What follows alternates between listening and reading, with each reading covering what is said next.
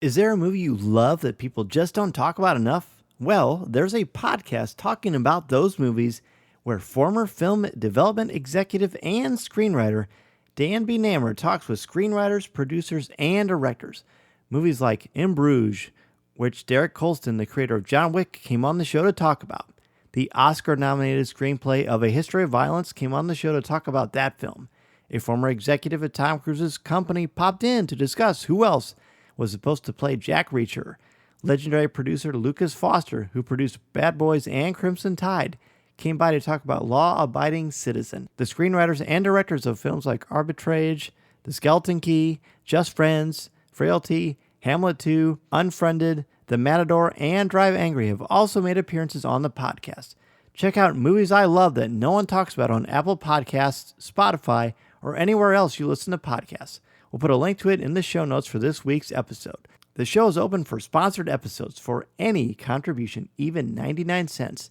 The host will do a movie of your choosing. Check out Movies I Love That No One Talks About. This is Andy Gutierrez from StarWars.com, and you are listening to Coffee with Kenobi with Dan Z. This is the podcast you're looking for. This is Vanessa Marshall, Harrison Dula from Star Wars Rebels, and you're listening to Coffee with Kenobi.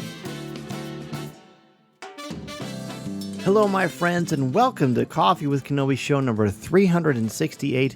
We are your spoiler-free place for Star Wars discussion, analysis, and rhetoric. I'm your host, Dan Z, drinking One Nation coffee out of my Rancho Obi-Wan black and orange coffee mug, excited to once again talk Star Wars with each and every one of you.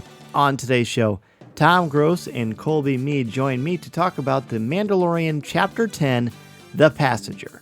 So pull up a chair, grab your favorite coffee mug, and let's have some coffee with Kenobi. So who talks first? You talk first? I talk first. Joining us today for a cup of coffee are two returning guests to discuss Chapter 10 of The Mandalorian, The Passenger. First, we're going to bring in Mr. Coly Mead. Hi, Dan. Thanks for having me back. You are welcome, man. It's good to have you on the show. Last time you were on was when we talked about the finale of Clone Wars. So, and were you on for season 1 of The Mandalorian? You were, weren't you? Just one time? Yeah. We did an episode, me, yourself, and Holly Fry. We talked about it. That's right. That's episode 3. Okay, that sounds right. That's right. It all sort of blends together after a while. So that's good. Yeah. So that's good. That's a good threesome to chat about The Mandalorian. So rounding out this threesome, we have the one, the only CWK newsman, Mr. Tom Gross. Oh, hello, everybody. So good to be here to talk about The Mandalorian. Yes. So much fun. Oh, what fun it is to ride in a one-horse open egg. I don't know. We're going to talk about a lot of things with this. So what we're going to do is what we always try to do is we're going to talk about a letter grade and overall reactions to the episode. Colby, we're going to start with you. Your initial thoughts and a letter grade for this episode. Well, when it comes to Star Wars, I always come at it from the fans' perspective. So I'm always just happy to get some new story in this galaxy because it takes me back to being that 8-year-old in the movie theater watching Return of the Jedi. So regardless of what happens, it's always an appreciation for me to just have that fun because that's what it is. It's fun. This episode, I would say, of The Mandalorian was, for me, a little bit uneven.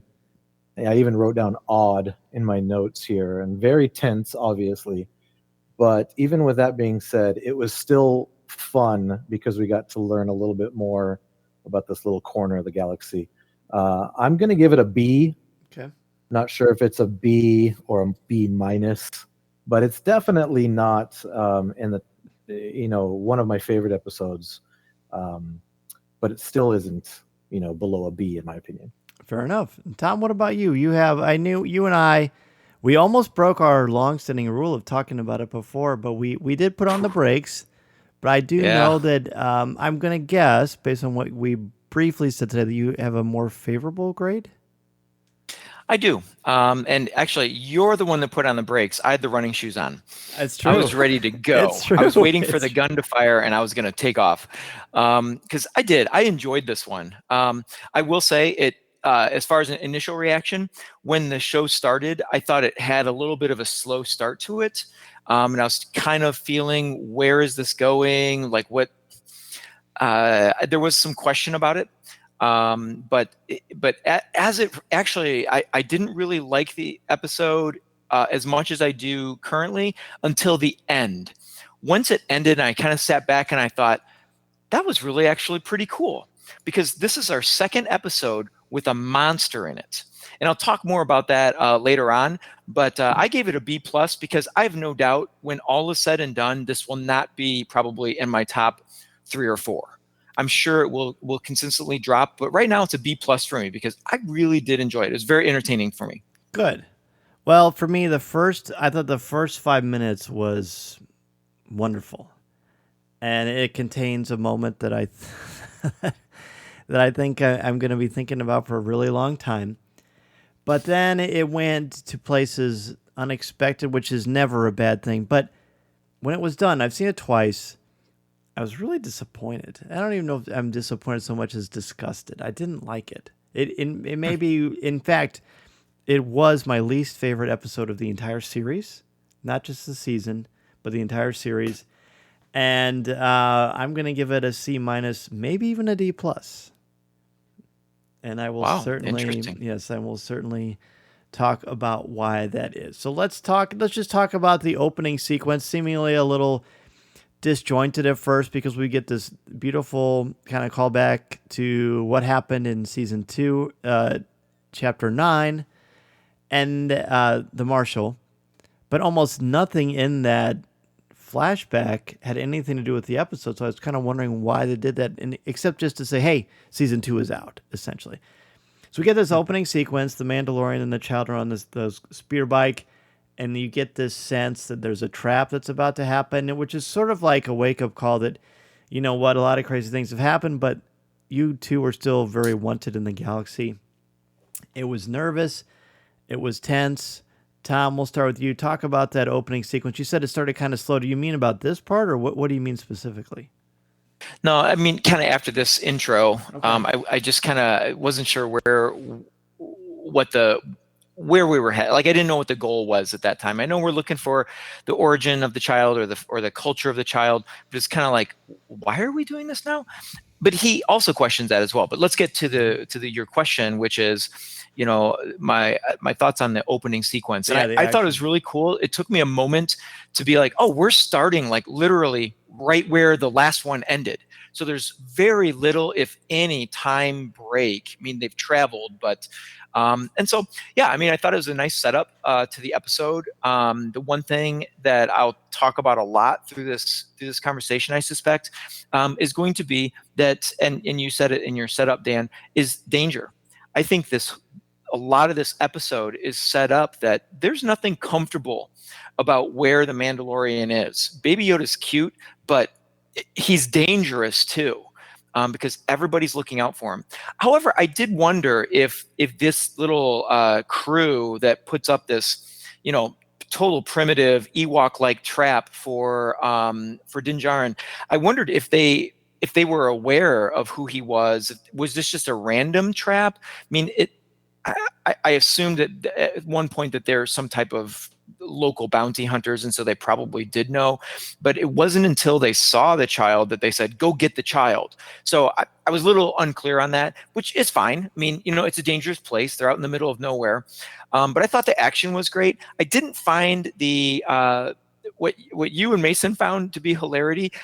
I didn't find that as hilarious. I thought it was amusing. My daughter, though, Dan, you'll appreciate this. My daughter really laughed at that moment as well. And I just looked at her, I said, why is that so funny? The dude just dropped from like 50 feet in the air onto the ground. It was fine. I didn't have a problem with it. I just didn't see the hilarity in it. But that's okay. I mean, we all see things a little differently. But you know, it shows a lot of things. It shows the danger that he's in. It shows that he's still a tough guy, and then he can still stand on his own 2 feet. But he takes the punches. You know, nothing has changed from season 1. Awesome. We're definitely gonna talk about the LOL moment, if you will. Colby, what about you? This entire opening action sequence was thrilling. It was pretty visceral violence, but certainly child endangerment was in play. But what a payoff! What do you think about the first sequence? I really enjoyed that pre-title sequence. I thought it was action packed, and like you guys said, it was funny. I laughed a lot. I'll admit it, Tom. I laughed a lot at that. I mean, he sounded like a Jawa, but he wasn't a Jawa. Actually, he that's a reference to The Force Awakens. The same kind of costumed being was on Jakku with Rey. That's right. When she was scrubbing the parts in the beginning of Force Awakens. So that was cool. But yeah, he didn't end well, and I laughed. And I laughed also just afterwards when the child just sort of looks up at Mando and is. I did like that. Be pleased. He seemed to be pleased at that. I don't know if that's what they were going for, but that's what I got out of it. But I thought it was fun, and I love watching Mando fight. Like I've said before, he's the Batman of Star Wars, and he just fights like it. And also, one cool thing I liked about that sequence was that he didn't panic when that creature, whatever his name is, had the child and the knife up against it. He immediately went to his brain. And he said, "Hey, listen, there's some valuable stuff here. Let's make a deal." And it didn't end well, but I thought that was very smart. It was. He's a survivor for a reason. He's lasted a very long time, and he's able to overcome a lot of obstacles. And the visual effects of when the setup and the pacing of that sequence is very, very, very, very excellent storytelling. But when they both fly, you instantly feel this horrible, sick feeling of, oh my gosh, the child looks hurt. I mean, that was an accident. That was like, and it looked like it wasn't an accident, but you know what I mean? And it just looked painful. And the child makes this kind of painful noise, and your heart is like, oh. And then he quickly somehow reacts and thinks to turn on his jetpack and help himself fly. But then he's instantly getting attacked, and his punches just seem extra hard, extra tough. And I thought, this is serious. And then when the knife is held to the child, you're very worried. And I think that's one of the reasons why the payoff is what it is for me, because I was legitimately worried about what was going to happen. Because one of the things this has going for it is that we don't know the fate of the Mandalorian when his story is done. We have no clue about the fate of the child when this story is done. So that peril is going to be there, because we don't know what their fate is. It's very, very different than Anakin Skywalker or Obi-Wan Kenobi or something like that in the animated stuff. And then you get the trade, and here, take the jetpack, and then when that thing goes in the air, I can honestly tell you, it's the funniest moment in the history of Star Wars to me. The absolute funniest moment to me in 43 years of laughing and enjoying and smiling at Star Wars. And again, it's always because of my sweet little boy, Mason. We were watching together. We've got Mando mornings now every Friday. We wake up, I get his breakfast ready, mine ready, I get the coffee ready. I set it all up downstairs, and then I wake him up. We run downstairs, and we turn it on. And when that happened, neither of us were expecting it. And he opened his mouth, and cereal fell out, and he put his hands in the air, and he goes, ha, ha, ha. And he laughed so hard. And he wouldn't stop, and it became contagious. You know what I mean? Like when you're in church and you're not supposed to laugh, and your buddy kind of giggles, and then you just can't help yourself. Yeah. It was like that. And then Sunday, Mason watched that part 7 times in a row. That's that hard every single time. We showed Deanna tonight. We all busted up laughing. It's very Three Stooges and sophomoric, but it was great, and I think I needed the laugh because I was so worried about the child. That being said, that may have been the last time I'm going to say too much that's redeemable about this episode. Wow. So let's do it. So we have the title card. We see Peli Motto again. She's in the cantina playing cards with look like Dr. Mandible from Ant-Man or something. And maybe it was the same puppet. And maybe it was. So talk to me about the new setup and this new plot. We've got Peli Motto playing cards, losing actually, she has Idiot's Array, which is the highest hand you can get in Sabacc. And so, Colby, talk about this setup to where they're taking us up to when they get on the ship. I think Amy Sedaris as Peli Motto she's very funny. Mm-hmm. And the first episode when we met her last season when he went to Tatooine, it took me a little bit to, she was cool, but the first episode of this season and then this episode, she just had me cackling. She's just very funny, and she has some really funny lines in this episode that I'm not even going to try to quote, but she just speaks very Star Warsian in this episode. My Just some favorite one-off comments part she makes. is when she goes, "Quit your crying, you'll rust." I love that line. That was I wrote that hysterical. down too. It's very funny. Yeah, That's that was very funny. And then she says something about skank in the scud pie. Yeah. I don't know what any of that means, but I love it. That's great. I read it in the Skank in the bathroom scud one pie. time. Somebody put it on the stall. Yeah, but she's a fun character. Another one that I'm so glad has been introduced in this show. And I was even mentioning to my family that maybe Peyton Reed just had some leftover Ant props from Ant-Man and Ant-Man 2 and said, "Oh, I'm going to bring it to my episode of Mandalorian. Yeah. Here, let's put it in the cantina." It was perfect. It worked for me very well. And then I enjoyed, them after that when they walked over to where they were cooking the Great Dragon meat on a pod racer. It was a pod racer. Like Ronto's Roasters kind of a thing. Like Batu. That's a fun little callback. And so we're getting to the point where we get on the ship, and so they introduce the frog lady, the mom. Sure. And I immediately bought into that storyline. I immediately liked that character. And I think it was, I'm a father, so I appreciate, the parenthood aspect from it and the stakes of this mission, quote unquote, or this task that he has been presented with immediately resonated with me. So I knew it was going to be a tense episode from that point on. And Tom, what about you? Did the setup work for you and kind of this new direction for The Mandalorian? Talk to me about that part for you. Yeah, this is the part where I kind of lost focus of what the story was about and where we were headed. Colby, I'm going to totally agree with you on the enjoyment of Pelimoto, Amy Sedaris's part. In fact, when I was talking to someone last week about episode 1, and they asked me my thoughts on that character, because the person I was talking to said, I don't feel like that character is really Star Wars. The person was saying, I don't know that there are any other characters like her in the Star Wars stories. And so she was asking me that question because did I like that? And I said, I absolutely do like that. It's a new aspect. It gives us some new kind of a new take on the galaxy, I suppose, in a way. That there are different, not everybody has to be so serious in life. And she just sort of lives, fancy free, and she goofs around with those droids. And now we know she gambles in the cantinas.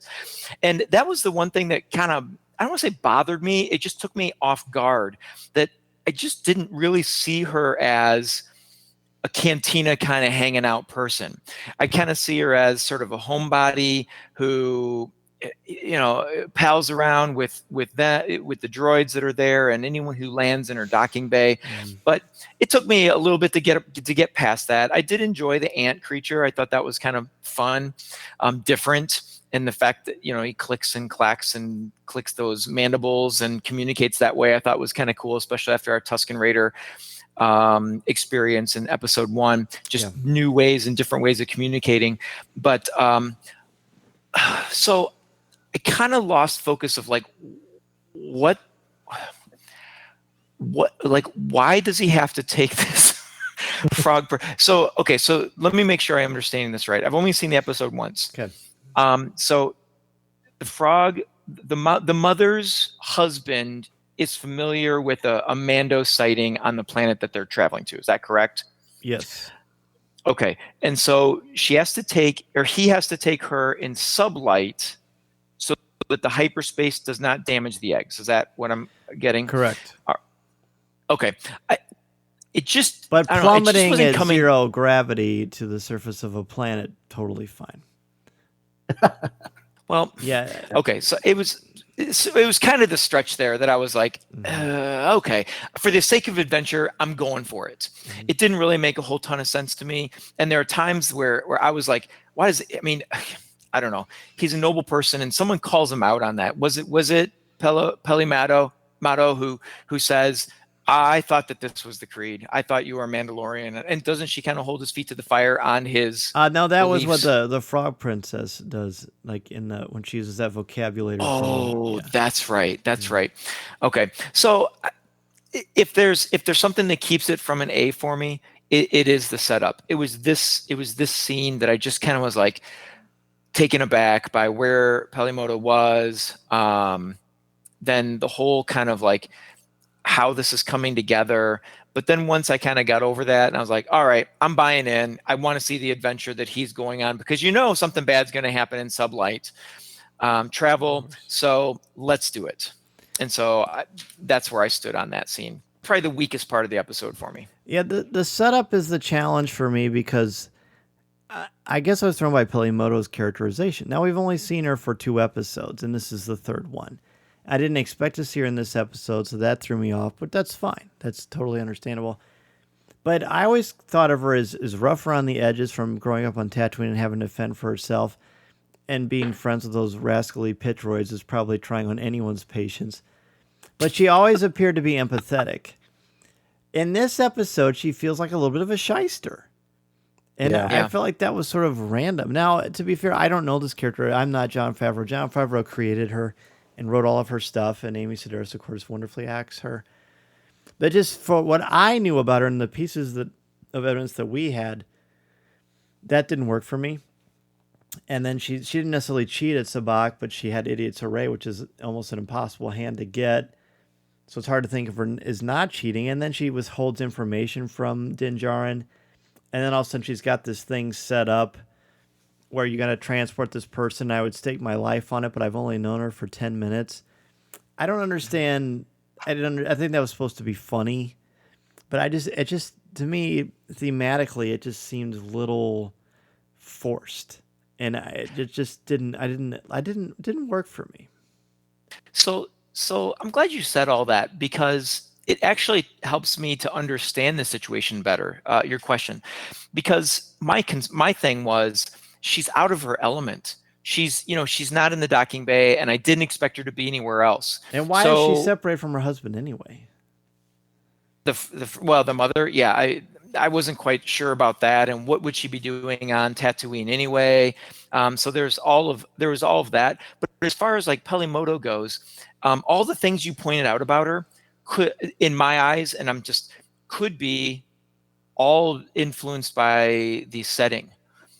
She's in a different place. So the things that we knew about her before were what she's like when she's in her home. Mm-hmm. And here she's in a cantina. She's putting on a tough guy act, or maybe this is who she is when she's out in the public. She's doing the card, she's wheeling and dealing. The thing that bothered me that I forgot to mention earlier is when he says to her, the deal's off. It's too dangerous. Sublight travel will be attacked by this or this or this. The fact that she, who has shown so much concern for the child and even showed shock that the child was still safe with him, why would she put him in that situation? So, exactly. I don't know. It's off. But your points kind of make me feel that. Go ahead. That's a good point because actually, this is, I think, where the unevenness of the episode for me started. And I'm sure we'll come back to this because of the eggs, but even the way that when the eggs were introduced, if you'll notice, they make a point of making sure we know that Baby Yoda or the child is fascinated with these things. Mm-hmm. And to me, in this scene, it is not played for laughs. It's, if you listen to the music, it's intrigue, if you see, and childlike wonder. And almost like mystical, a wonder about it. Yes. And you even see him, and I caught this on my 3rd viewing of it, when the Frog Lady's going up into the Razor Crest and Din Djarin and Pelimoto are still talking, you see the child racing up after her behind her on the ramp. And none of that happened. That really wasn't paid off later on in the episode, or it was paid off in a way that I never expected. And that's all the points you're bringing up, and plus that contributed to that unevenness that I had in this episode. Yeah, the pacing is off. It's just, it doesn't seem thematically to there's not a connective adhesiveness to it, I don't think. And Tom, did I cut you off Right. before? Were you going to say something? No, that's fine. Both your comments are super fair. I totally get it. All right, well, so let's just shift to it, and you alluded to this, Colby. Let's talk about the child and the eggs, and we're gonna skip around a little bit. I want to talk about this sequence with the X-wings being trapped on this icy planet, and then of course the big payoff with the Krinka, I believe that's how you pronounce them. But let's just throw out there what seems to be the big focus online for many people is the child and the child's relationship with these eggs and consuming these eggs. I'll just start off with this one. I hated this. It bothered me. Now, look, again, this is a fictional universe. Those things don't exist. Those eggs are probably some gelatinous thing that they made in the prop room. Great. But they went out of their way to say, this is the last of my species. If these eggs don't get fertilized, then my kind dies. So the Mandalorian, who is proven again and again to be noble and to be empathetic, is going to help, and Pelimoto convinces him. And so the first time Baby Yoda consumes one, I laugh, but I'm uncomfortably laughing. Like, oh gosh, but surely that's going to end. It happens repeatedly. And then even at the end, after everything they went through, it was played for laughs a bunch of times. And I found that really, and I'm not trying to be funny, I found it really tasteless and uncomfortable. And in fact, I saw someone online say, you know what? I've lost children. And this is a fictional universe and it's Star Wars, but I don't think stuff like this and that theme is funny. And I've said so many times in 7.5 years of Coffee with Kenobi that fiction is able to tell stories that real things can't.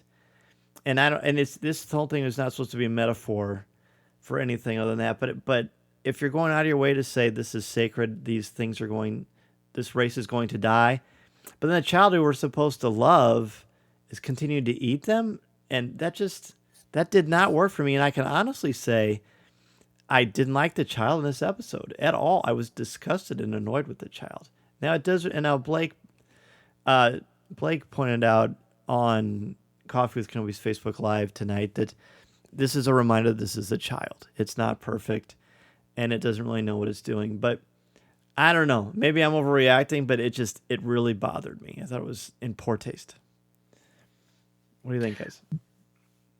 Go ahead, Colby. Yeah, the way that I'm making this work in my brain right now is telling myself that I think it's pretty obvious that we are not done with this story arc. True. Right. So there's going to be more story to tell with these characters, and this is an unresolved story. I think we're sort of in the middle of. They've gotten themselves in trouble. Now they got themselves out of trouble, and we know from the trailer that they're going to go to a water planet. And I'm thinking that this is going to resolve itself most likely in the next episode. And I'm sort of hoping that he's going to be redeemed by something in that storyline, that he's not actually eating these things. And I don't know if that's just me trying to make myself feel better, because Dan, I agree with you. I felt a lot of it was sort of horrific. Yeah. I didn't, and for the points that you brought up, it's not, you don't even have to go out of the story to see why these things are important. She said, this is the last brood of my life cycle. This is it. Yeah. So these things are, they're important. This isn't, and they did say that they're unfertilized, and I worked through all these things in my brain. It seems like right. You did too, Dan.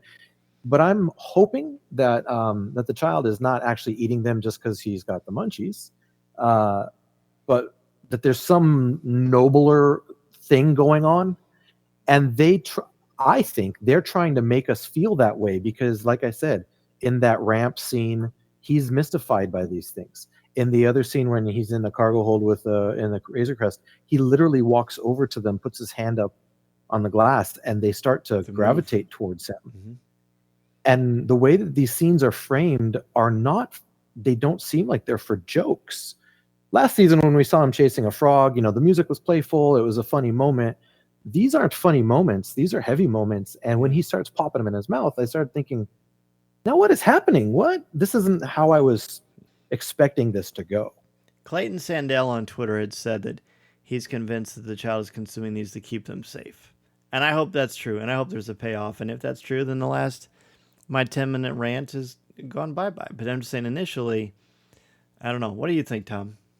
I think your rant is justified. I made peace with this because I as he Colby, all the moments that you pointed out where he follows them and he seems intrigued by them and he walks up and puts his hands on the side, I definitely thought that he was sensing the life force, and I thought that I assumed that's what was driving him to it. I mean, we may never know what drove him to it unless we come across someone of his kind who describes what happens, or if, as perhaps Clayton suggested, maybe that Baby Yoda, maybe the child will produce something because of it. There's always that. That did not cross my mind whatsoever. This is how I looked at this instance, because boy, when he popped that first one in, I literally at 5:15 in the morning gasped out loud. I couldn't believe it happened. But I did find a slight humor to it, because it did take me back to when he chomps down that frog and he just swallows it whole. And, we've seen him do sort of these childish things in the past. So while there was a profoundness to that moment, there was the shock and takes me back to where we were season 1. So this is what I take from all of this. One of the themes we talked about with season 1 was how the child has changed the Mandalorian. Mm-hmm. He's taken him from being this ruthless bounty hunter, which he still is, but now he's added the element to his character of father. And I looked at this episode, not this episode, but these events in this episode as continuing to build on the challenges of being a father. Because he continues to catch the baby, stop, get your hands out of the cookie jar. No, you get up. And he lifts up after, off through the wreckage. He gets in there and he finds Baby Yoda he finds the child hanging out underneath. It's almost like he's hiding under the debris with the eggs. And it's like, get your hands out of there. And so as a father, I found the humor in it, because I've been there and I've been mad about situations like that. And so I just saw it as thematically and characterization wise, it's just continuing that story. Hey, raising a kid is not easy. And of all the people that needs to learn that, it's the Mandalorian. Din Djarin's got some tests and trials ahead of us, as we see later on where this leads. And really, the huge conflict is almost caused by this child's curiosity and empty stomach and want of putting things into his mouth. How I got over the fact that this is her life cycle, that this is it for her and her family. I got over it because, and I explained this to my daughter when we were watching, because she thought it was hilarious, and then she became mortified at what was happening when she thought about it. And I said, well, here's one way to look at it. I thought there were only like 5 or 6 of them in that container until we saw her in that hot spring. There were probably a dozen or more of them in there. Mm-hmm. Not saying it's okay that he's eating them because there's more, but what I thought was, well, frogs do have these massive sacks of eggs for the whole purpose of natural selection, and something's going to eat half of them. A very small portion of a frog's eggs, make it. And so I kind of looked at this like, okay, and that's how I justified it with my daughter. And then that's kind of how I came to peace with it. And that's how I came to peace with the end where he slaps that one into his mouth after kind of looking back and then going, hey, he's just a mischievous child. Not just, I don't know. I don't want to set aside the comments that you made and the comments that you made on Twitter, that someone made on Twitter about losing a child. I don't want to diminish all of that, but in nature, you do have that happen. And so that's personally how I made peace with it. So I'm good with it. I'm good with it. That's fair. I know. I appreciate your perspective. The challenge then is this entire this entire series is predicated on, this is a child that is precious and sacred and rare. We must protect it. This hardened, tough guy has to protect a child and be as its father. The whole show is about being a parent. This whole episode is going out of its way, intensely out of its way, taking over the voice modulator of a bounty hunter droid that's a killer and saying, you got to stop this. You've got to help me. This is your creed. Mm-hmm. I'm putting all my chips on you. My race is done if you don't do it. This is super serious. You should know you take care of a child. Still played for laughs. At the very end, after they go through all that stuff, still played for laughs. I just don't. I mean, to me, this is on the level of humor and biker scouts punching the child. I just don't think it's funny. Yeah, I thought about the same scene, and that's what worried me about my line of thought, well, how this is going to pay off maybe next episode. The seed of doubt was sown by that scene in the last episode with the punching, and otherwise a hilarious and very well written and performed scene, except for he gets punched 3 times, and I never liked that either. Right. And then the exclamation point at the end of this episode, where just for grins and giggles, he pops another one in his mouth, and that makes me think, okay, is this really going to pay off to be something better down the road, or are they really just playing it for laughs? And if they are, then I will be disappointed. It's not something that I want. Because otherwise, what's the point? Why do we go through all this if it's just funny? I mean, get a snack. Feed the child. Yes, he is. Well, he does. He is eating out of something like a sardine can or something when he keeps looking up at the eggs. The one thing that does work though is that when he goes over and eats that spider, he bites into it. Like with the eggs of the salamander frog lady, as she's being called online, it's just a slurp, right? So there's no. I don't know. One's wet and slimy, and the other one's crunchy and sticky. I hope there's payoff, and it's not like I'm losing sleep over this, but I just think, I don't know. I think there can be more. Let's go ahead and take a quick break, and we will return with more discussion of The Passenger. This is Coffee with Kenobi. This is Vanessa Marshall, and you're listening to Coffee with Kenobi.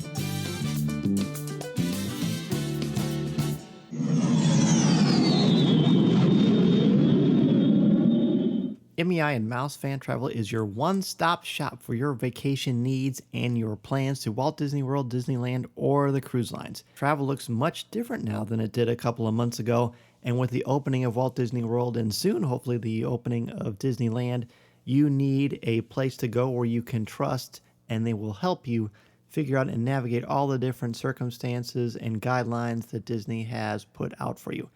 And I can say that we had our vacation modified, and as soon as dates were announced, MEI contacted me directly to help me reschedule, which is exactly what I was hoping to do. So if you are interested in rescheduling your vacation or want to try to plan a Walt Disney World, Disneyland vacation, or anywhere else you want to go on the planet, be sure to contact MEI and Mouse Fan Travel at www.coffeewithkenobi.com/mousefan-travel. Their signature service and expert advice will help you maximize your vacation time and dollar, and they will help you figure out all the different changes and modifications going on at the Disney theme parks. They are amazing, and I can tell you, honestly, from the bottom of my heart, the peace of mind that Becky Menken and the crew at MEI and Mouse Fan Travel have given me is invaluable. If you're interested at all, again, go to www.coffeewithkenobi.com/mousefan-travel. All right, so then the opening sequence with the X-Wings appear, which I thought was wonderful. We see that Dave Filoni is back, which was great and somewhat surprising, but still really fun. Anything about this leading all the way up to the crash on the ice planet? And Colby, we'll start with you. Yeah, anytime you get a Trapper Wolf sighting is fun. Seeing, and you hear his voice first, right? And you're like, "That's Filoni," and then you get to see switch him, over to channel 2. Fun. That's right. What's that? He says switch over to channel 2, I think. Yeah, I enjoyed it because it was like your typical cop is pulling over a car and running through their protocols. And I'm not a huge techie type of person, and I don't get in the weeds when it comes to the starships and the science and technology of Star Wars. I do go more for the character and story stuff. But I enjoyed this conversation where they're saying, "Oh, you're gonna have to send me a ping," just put a grin on my face, and it was fun. It was a fun plot device to get them to where they needed to go on that ice planet. When I was at the Rise of Skywalker premiere, I talked to Filoni a little bit, and we talked about his X-Wing appearance as a pilot in season 1.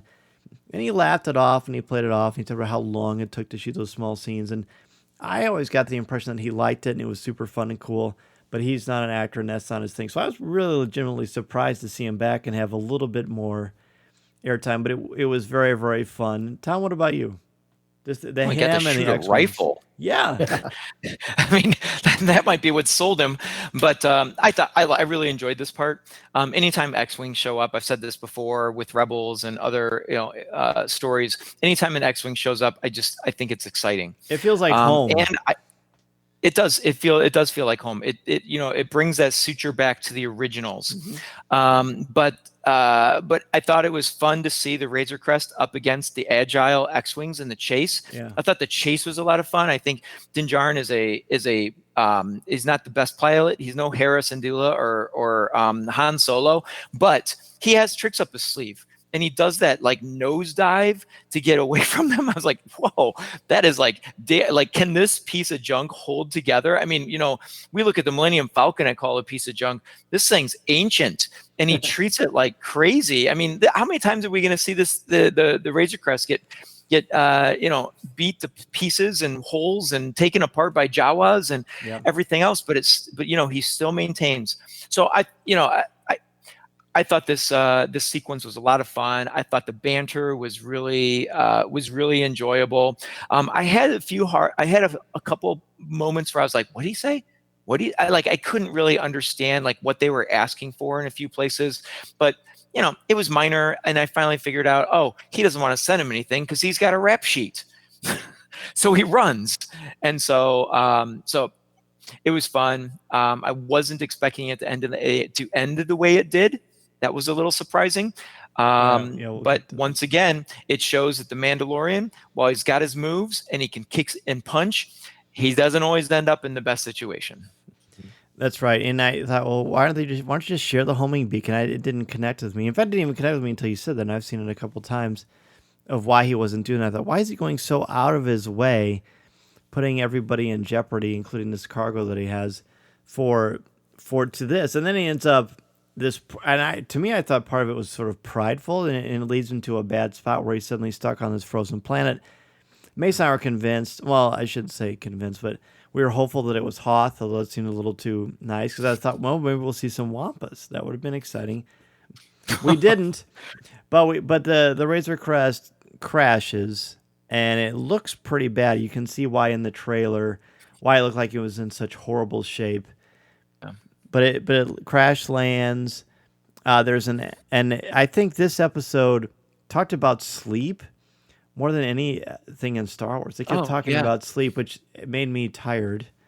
But that was fun. That was cool, and I thought it was absolutely adorable that the Mandalorian and the child sleep together in that little room, like they're little snuggle buddies. I thought that was adorable.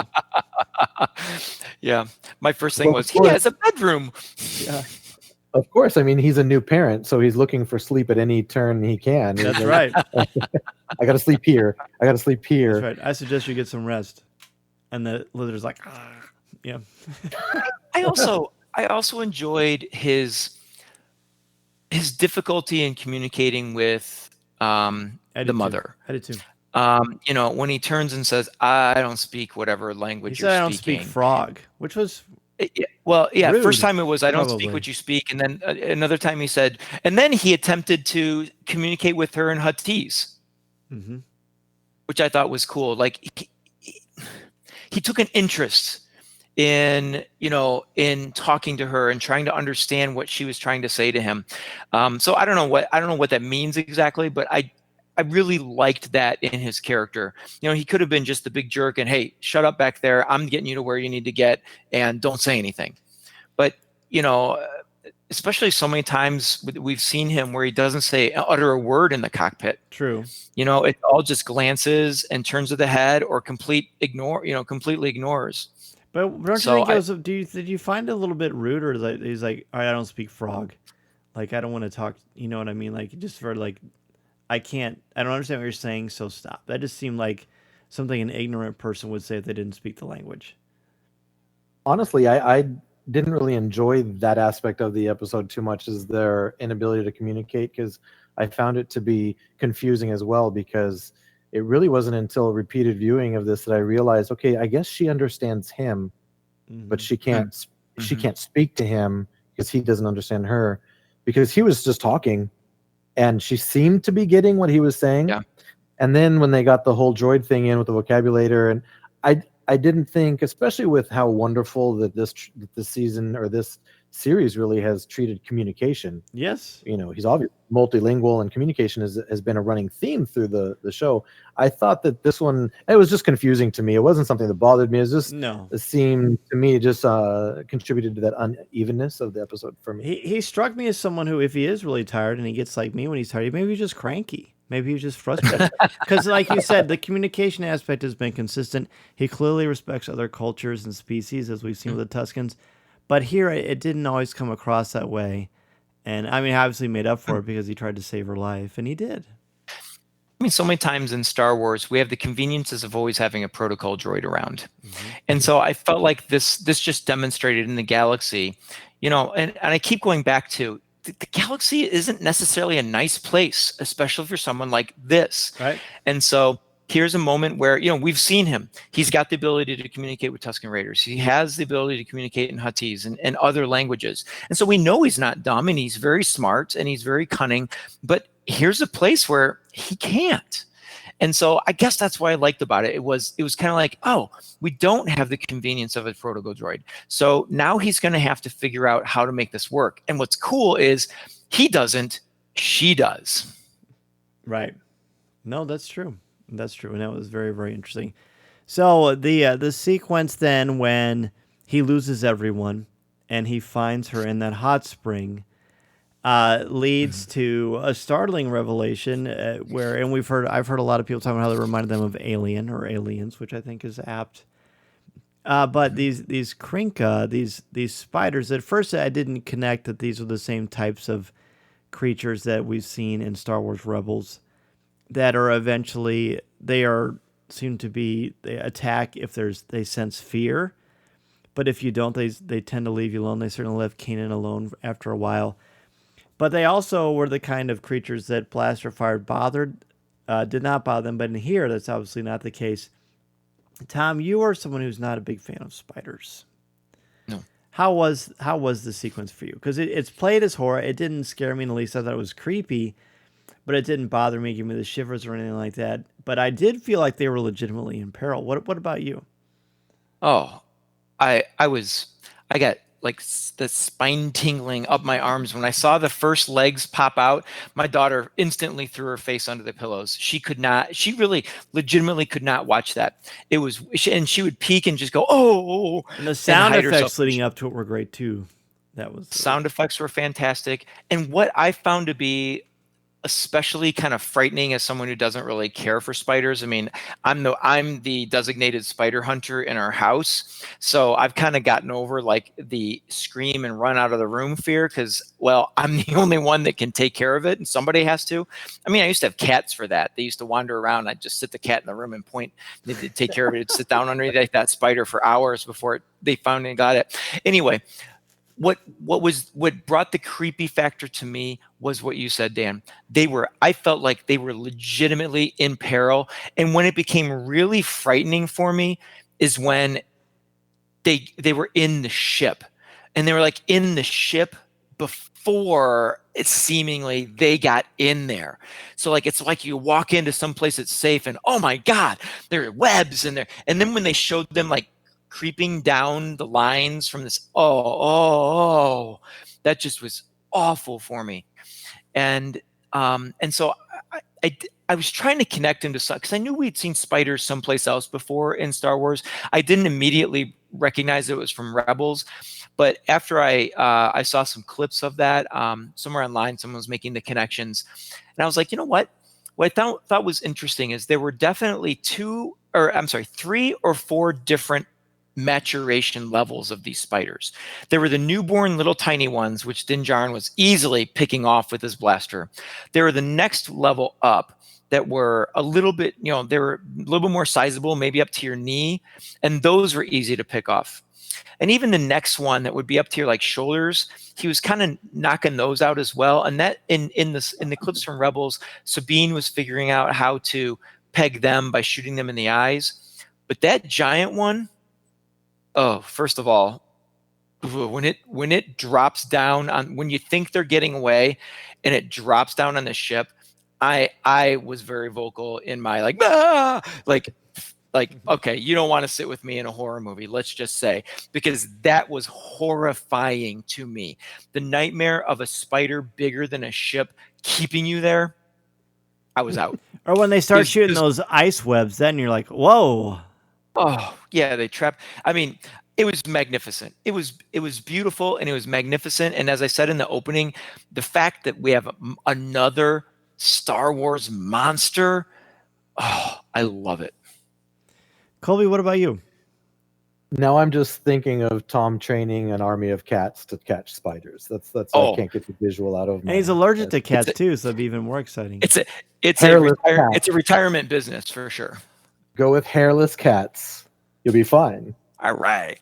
I'm trying to think of a scarier sequence in Star Wars, through the shows and movies, because there was, on just pure scare, the terror aspect, sure, or the monster scare.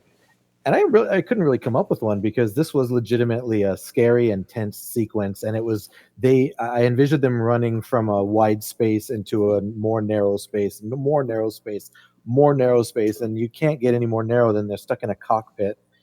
They can't even get the doors closed. And you're thinking, why are they running inside a smaller space? Exactly. And then they start getting in the cockpit, and then one's on top of the child's head, and the frog has very good aim with her blaster. But yeah, I enjoyed, actually, and I'm not creeped out by spiders, so I sort of enjoyed. He got his blaster webbed to the Razor Crest, a la Spider-Man, and then another one jumps at him, and he just bare hand crushes it, and it's all gooey and nasty.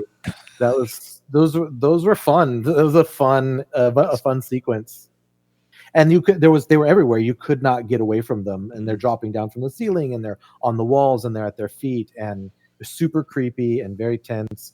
And I didn't want to get closer to the TV at all. I was wanting Cara Dune to be there with her her repeated gum go. Like, I was like, "Where's Cara when we need her?" And then the X-wing pilots return. We find out that because you do find yourself thinking, well, I hope these X-wing pilots show up, because at least they'll help. And then we get the Dave and that other actor who I can't think of his name. But he is actually a member of the 501st. There's all kinds of stuff online of his cosplay and the things that he's created for the 501st, and they're absolutely spectacular. He is clearly one of the elite with his gifts of creation. So kudos! How wonderful that he got to be a part of this episode. That can't be said enough how great that is. But so they save Din Djarin and his crew, or his cast of characters that are on the Razor Crest with him. And then they go out and they say, hey, remember in episode 6, basically, I'm paraphrasing, you risked your life to save one of ours. You did get somebody out, but you apprehended the other ones. You're a hero. We're going to leave you now. See you later. What did you guys think about that? I thought it was cool. I thought the whole thing was cool. The callback to the previous episode. And then I really enjoyed the back and forth, because then Mando says, well, how about, because I'll forego the bounties on these 3 and you help me fix the thingamajig or whatever. And they're like, nope, get in the cockpit. They just fly away and they're gone. You too, Tom? Yeah, I thought that was great too. In fact, I was laughing about that with someone this morning at work, Dan, how that exact what Colby just described. I thought that was what I laughed harder at that than anything else in the episode. There, but you know what it suggested to me, and I don't know if this was intended or not, but it suggested to me that the New Republic, these two out here are I don't want to say they're loners, but they're out in the Outer Rim. Patrolling, and they don't have time for that. So, hey, we put you in peril. I don't know why you wouldn't, whatever. We ran your rap sheet. We found you. We saved you. But sorry, dude, you're on your own. We've got better things to do. And I thought, I don't know. We needed something to save him. But I think it's bigger than just that. I think, so this was sort of, I don't know if we're going to do, are we going to do a wrap question? Do you want me to, Sure. I can stop here. No, go ahead. So I'll just stop. Okay. Well, so what I got from this episode is that this goal, the Mandalorian has been quested this. It's part of his creed that you need to return the child to its kind. But what we're learning is the Mandalorian cannot do this on his own. And, he came and helped out the marshal and took care of the crate dragon and took care of all of that. So that was a great start to to the season. He's a powerful, cunning guy. We get all that.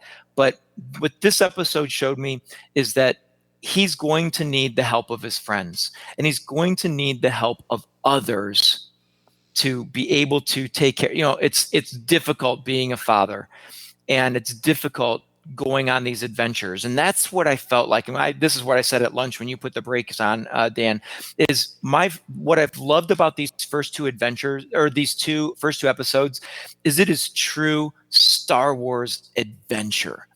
I just, two monsters, two adventures, two new places, all with a big goal in mind, that we're trying to return the child or get the child to, safely. But he can't do it alone. And so he required the help of the Resistance to get him out of that situation. But, they've got bigger fish to fry in the galaxy. They've got other more dangerous people to save. So, yeah, we'd love to help you on the side. Actually, we wouldn't. So we're out. I thought it was great. I thought it was really concise. It was very to the point, and move on. So the one thing I am confused by, Nicole, you mentioned this a little bit ago. So he told them that he was going to forgo his 3 bounties. What did he mean? He was going to give them the credits he got? That's what I took from it. Saying? Yeah. I mean, I'll he go must with be that. loaded. Yeah. Honestly. Yeah, he's throwing down credits and cantina gambling. That's right. Hands, and yeah, he seems to never be short of cash. The thing that didn't work for me about that, and again, you guys know me very well, and people listen to Coffee with Kenobi know I'm not overly critical. I don't get hung up on things that really aren't important. I just but to feel like this is important structurally. Like, why did they come back and save him and blast all those spiders to make sure that he didn't die, and then say, "See you later. You can sit here and freeze to death. Who cares?" And they fly away. I feel like that was uncharacteristic of a group that is supposed to bring back choice and justice and freedom to the galaxy. And whether he's a cowboy or he's not a cowboy, why come back and save him if you're just going to leave him there to die? Like, why don't you at least offer to tow him out, at least get him out into space and say, "All right, see you later"? I feel like that would be more something we would have seen in the original trilogy. And the fact that we didn't see it there, I just kind of thought, well, then why did you guys help him if you're not interested in helping him? I don't know. Maybe I'm just too naive. It's a good point, and again, I think it contributes to that uneven, sort of wonky feel to the episode, because you literally go from 5 minutes of awesome to a head scratcher sequence where you're sort of wondering about these things. I mean, maybe these guys are just 2 entry-level X-wing pilots that didn't think that he didn't want to waste their time on a street level thug that they thought Din Djarin was. And they're, like Tom said, he's out there, they're flying around the outer rim. They got to be bored out of their minds. So maybe they just like, we're going to go back and check in on this guy. Oh, spiders, let's shoot at stuff. But they also said, well, you're a hero. Like, you know what I mean? They went out of their way to talk about how they respected him. And I thought, oh, they respect him, they're going to help him. And then, no. Tom, what do you think? Does that make sense? My kind of head scratching on that? Oh, absolutely. And I don't know that I thought that much about it, but if I were to try to justify it, I would, I'd put it in that realm of they, I go back to my, they have bigger fish to fry, but they don't want to leave the guy hanging. From the sound of it, they got more information about him. They learned that about him. So they're like, well, what happened? So I'm guessing they backtracked to try to figure out what happened to him, found the sinkhole, checked in there, found he's in peril, eliminated. Because they don't they question him, or do they just give information and then basically bail? I think it's just they give information. So I think they were giving them the information to be like, hey, this is why we came back. You did this, but you've also done these things. So we saved you because we kind of put you in this position, but that's as far as we're going to go. And they probably thought he could get out the rest of the way. Yeah, I mean, they also the didn't ship know was in bad what his shape. mission is. Yeah. They didn't know that there's a baby in there. They didn't know that there, is a passenger with they didn't know all that. They just think here's this bounty hunter. Hey, look, we did our job. We got you into a decent situation. Mm-hmm. You fix the hole yourself. You'll take care of yourself. We're out. Very good. I guess that's where I put it, but I didn't really put that much thought into it before this. Fair enough. I think, Colby, we'll just start with you for the recap. Any last minute thoughts or any modifications to your grade, or you feel pretty good with where you're at? I think I'm going to stick with the grade because, like I said, it had its moments that were fun, entertaining, and pure Star Wars. And then there's other moments that just, fell flat and or more, like we've discussed. You can't deny the cool factor of this show, though. Mm-hmm. Especially, you look at the concept art at the end. Even that is cool, and I was struck with some of the visuals of the scene we were just talking about with the X-wing pilots. When Din Djarin comes out of that hole in the Razor Crest, and there's just dead spiders everywhere. There's that massive dead, monster spider on top, and he's got the spotlights in his eyes, and he's still holding that blaster. And he even asked him at one point, like, "Am I under arrest?" He answers a question with a question. That's just cool. That's cool stuff. And the visuals, he's got frost and, ice, starting to form on his armor. This is cool stuff. And that's what I mean when it takes me back to being that 8-year-old. And I just geek out on the cool things you get to see in this show. And I remember playing the very first Zelda on the Nintendo Entertainment System. Oh, yeah. And that map, everywhere you would go, there was like fog or clouds covering the map. And when you went to a new area, the fog or the clouds disappeared. And then you just revealed this huge map. That's how I feel watching these episodes every week. It's like, oh, there's going to be a new Mandalorian adventure, and we get a little bit of the mist is going to clear off of this galaxy that is so massive and huge. I don't think the map in the Star Wars book is even close to how big it is. Although, I love that map. And we get to learn more and more about these little corners of the galaxy through the show. And I'm just so glad it exists. Well said. I love that Zelda comparison. That's really apt. I won't be able to not think about that next episode when they fly to someplace new. Ooh, we're going to clear the fog of this area. I love that. Last minute thoughts for you, Tom. Yeah. Okay. So you guys have convinced me that I'm going to downgrade my grade of it from a B+ to a B. You've convinced me that there's some definite holes or questions to the plot of this, but it doesn't take away. I keep it at a B level because it doesn't take away from my enjoyment of it. I just replied to your question by saying I really didn't think that much about that. Why did they save him and then fly away? It didn't bother me, but certainly I think there could have been more explanation or dialogue to sort of give explanation of that maybe they just slid by on. So I just find this series to be captivating. Mm-hmm. And it's very much for what you're saying, Colby. I want to, I'm hanging on the edge of my seat, not to see more spiders, but I can't wait to see the new planet that he goes to. I cannot wait to see the new creatures and the new communication techniques and all of that stuff to happen. Now, Dan, I have a question for you. Mm-hmm. Is what happens if the beginning of the next episode or sometime during the next episode, the child continues to eat the eggs? What will your response be to that? I mean, because I really felt like I saw several places on Twitter, people going bad Yoda, bad baby Yoda, all that kind of stuff. And he was bad. Mm-hmm.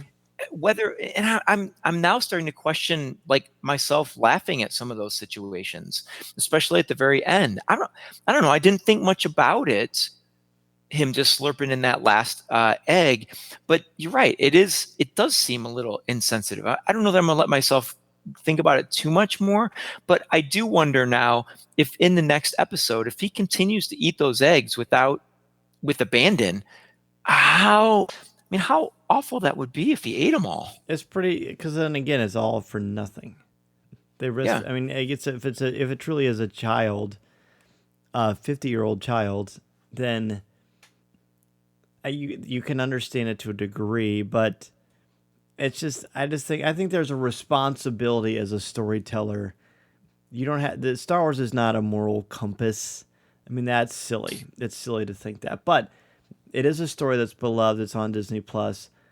It's something where families come. You don't have to make it family friendly, although Star Wars should be on the family friendly side of things, because that's, as George has always said, that was the intent all along. It's for kids. And so I hope that there's going to be a payoff. It didn't hurt my feelings. It's not going to make me stop watching the show, but I'd be disingenuous if I said that I was okay with it. And maybe I'm reading into it too much, but have you met me? It's kind of what I do. So it's served me pretty well so far. But I don't know. I think I'm gonna give it a D+. I really am gonna downgrade to a D+. I've never given any Star Wars thing a D+. I love the beginning, but then the storytelling is disjointed and fractured, and some of the characterization that I talked about at the beginning didn't work. I've been very, very clear about the idea of humor, and then the strange, and maybe we see this is why the New Republic doesn't last for a long time, because they can't figure out who to protect and how to take care of business. If Leia was there, she wouldn't have let those guys stay on that planet by themselves. She would have taken care of them, because that's what the New Republic is supposed to be about. We've seen plenty of examples here. Do you think Ahsoka Tano would have left them to die? No way. Now, Din Djarin is not Ahsoka Tano, obviously. But he is a good guy, and he has shown time and time again that what he is about, and he does care about people. So I don't know. Time will tell. I will always treasure the beginning of this episode because it gave Mason such a great moment. I still think it's the funniest moment in Star Wars. But after that, it just didn't work. It just didn't work for me. Listening to Coffee with Kenobi, you are, with Dan Z, the podcast you're looking for. This is...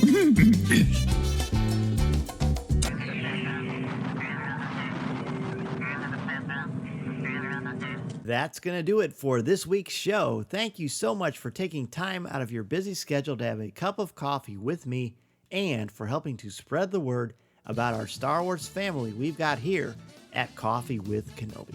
Be sure to tune in Monday nights at 8 o'clock p.m. Central Standard Time on Facebook Live at www.coffeewithkenobi.com/live or www.facebook.com/coffeewithkenobi and have a cup of coffee, tea, or any beverage of your choosing with me as we continue the conversation. To join us in the CWK Cafe, which is our Facebook group, and share your Star Wars thoughts, comments, reviews, and opinions in a family-friendly, spoiler-free place that is also drama-free, go to www.coffeewithkenobi.com/community and be part of the conversation, talk about this week's show, or just talk about some Star Wars. It is a lot of fun, and you'll make some new friends as well as catch up with longtime friends along the way. I also want to thank all of the new and longtime members of the CWK Alliance and let you know how much I appreciate your help and encouragement. A big thank you to our CWK Alliance members, Mary Purdue, Jason Hall, Dennis Keithley, Ross Hallivan, Cato McNichol, Alexander Moylan, Jim Capron, Smooth Rivera, Tyler Pompa, Frank Mulder, Colby Mead, LJ Souter, Daz Davies, Dustin Mills, Robert Avila, Terry King, Jeff Ellis, David Nicely, Chris Gavarka, Angela Sauce, Aaron Harris, Greg McLaughlin, Eric Struthers, Christine Turk, Brian McKinney, Alex Procasio, Hannah, Susan Gray, Ian Thompson, Dan Ream, Christian Dale, JC Poe, Ed Kimoto, Blake Weaver, Chelsea Sansbury, Yancey Evans, Craig Hargrove, Chris Metz, Connie Shee, Mark Suter, Jared Cantor, Kurt McKellen, Thea Selby, and Simbat Defterdarian. If you want to join the CWK Alliance, be sure to go to www.coffeewithkenobi.com/CWK Alliance and sign up today. Not only will you help out Coffee with Kenobi, but you will also get access to CWK Forward, the exclusive weekly podcast not heard anywhere else. It's a great way to support and help out the show, and 10% of your monthly contributions go directly to the St. Jude Children's Hospital to support the incredibly important work they are doing to help these brave children and their families. Plus, Contributors at the CWK All-Star level can watch a video podcast of CWK Pour Over, hosted by me, Tom Gross, and Corey Clubb. Feel free to reach out if you have any questions. In addition to being part of the community on Facebook, please don't forget to visit our website at www.coffeewithkenobi.com for Star Wars news, announcements, reviews, live video, and so much more. If you have a question for me or just want to share your thoughts on the air, please feel free to reach out to me at danz@coffeewithkenobi.com, and I'll share them on the show. You can also connect with me on Twitter at Mr. Zer, MRZEHR. There are also a lot of ways to connect with me and Coffee with Kenobi on social media. Follow us on Twitter and Instagram. Give us a like on Facebook at facebook.com/coffeewithkenobi, and check us out on Pinterest. You can find me twice a month on the podcast Looking at Lucasfilm, part of the Jim Hill Media Podcast Network, and you can find my writing on CWK's website, as well as StarWars.com, where I'm an official blogger there, as well as on IGN, where I contribute articles on Star Wars, as well as other popular culture topics. And if you're considering starting a podcast or a blog, let me know how I can help you get started and help you make your creative vision a reality. Be sure to check out danzmedia.com and we can get the process started. I'm also available to come to your school, conference, business, or organization to talk about how to tap into your strengths and help you bring out your very best. You can take that first step into a larger world. Thanks as always to our CWK sponsors, especially MEI and Mouse Fan Travel, our travel partner and your one-stop shop for all things Walt Disney World, Disneyland, the Disney Cruise Lines, or anywhere on the planet.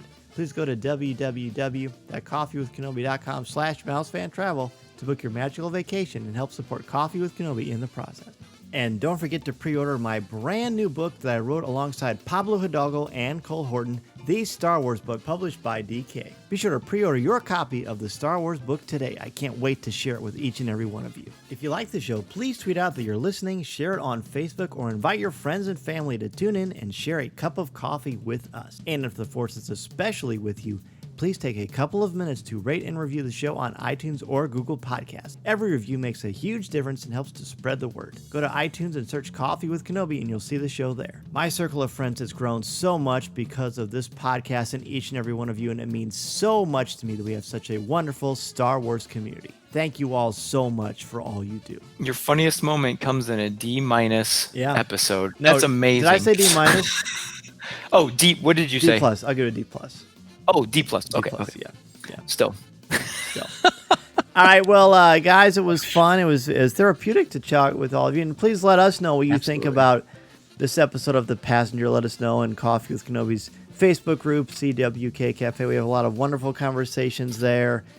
And it's great. It's always great because with this wonderful community that we have, we can learn from each other. And I'm here with two of the greats right now. So, Colby, always great to have you back on Coffee with Kenobi. Certainly looking forward to the chance when we can hang out again in person like we did, as we talked about before the show started. Last December, you and I actually got to hang out and meet face-to-face. What a great time that was. At the Scum and Villainy Cantina, of all places, in Hollywood, California. That's right. Who knew what was about to happen in a couple months' time, huh? That's so true. It is so true. Well, hey, let everybody know where they can chat with you if they want to continue the conversation. Well, I'm always hanging out in the CWK Cafe on Facebook, and on Twitter you can find me at crosschecked3, as well as Instagram. So let's talk some Star Wars. I love it. And Mr. Gross, what about you, buddy? Oh, well, yeah, I find myself in the cafe as well on Facebook. You can also catch me every week on CWK Pour Over, our Patreon show. And on the socials, I am most easily found on Twitter at Draftline, DRAFTLINE. I will say on Pour Over, you're one of my 3 favorite hosts on that show. Hey, all right. Woo. I moved up. Hey, the best laugh in Star Wars fandom is Tom Gross. Oh my goodness. Without rival. That's true. That's true. You bring a lot of joy. You both do. So thank you guys so much for coming on the show. Wonderful to chat with Tom and Colby, of course, and great to chat with each and every one of you on Coffee with Kenobi, whether it is here or on Twitter or on our Facebook page or on our Facebook group, the CWK Cafe, or especially on Monday nights, Facebook Live at 8 o'clock p.m. Central Standard Time, where you can give your instant reactions to The Mandalorian. Every week we have our top 5 moments from the episode. So join us next Monday night at 8 o'clock p.m. Central Standard Time and share your top 5 moments from Chapter 11 of The Mandalorian. Have a great week, everybody. I look forward to chatting with each and every one of you. And remember, this is the podcast you're looking for.